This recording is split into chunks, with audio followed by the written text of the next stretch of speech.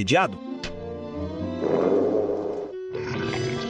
500 mecaru podem comprar muitos ovos mexidos. Nada mal. Mas o rei interior está com fome. Prepare um petisco real pra mim, por favor.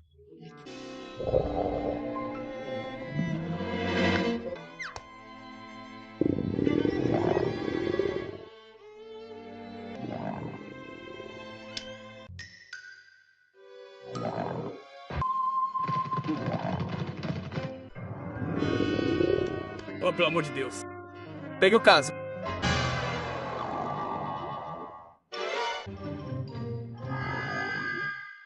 Eles podem. Uau. Parece com vocês. Um trabalho solitário.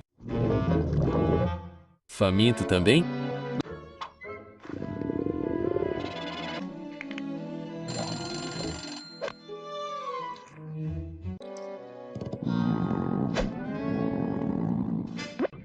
Simplesmente nunca há lixo bom pra comer hoje em dia.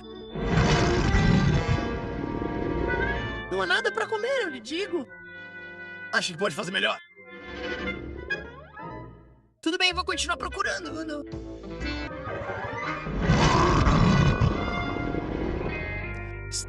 Eu queria todos os carros bonitos.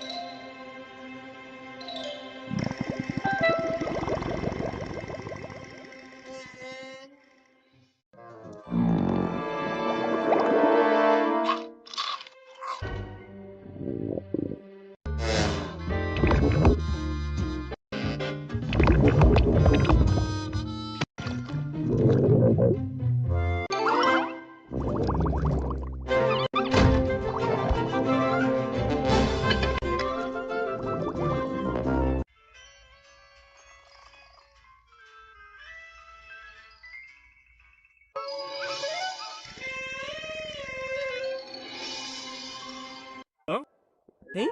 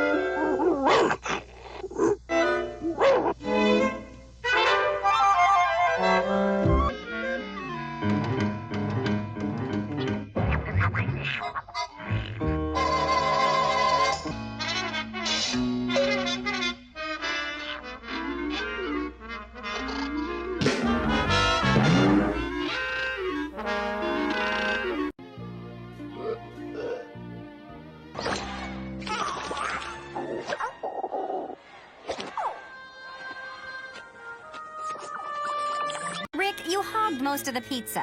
I'm still hungry.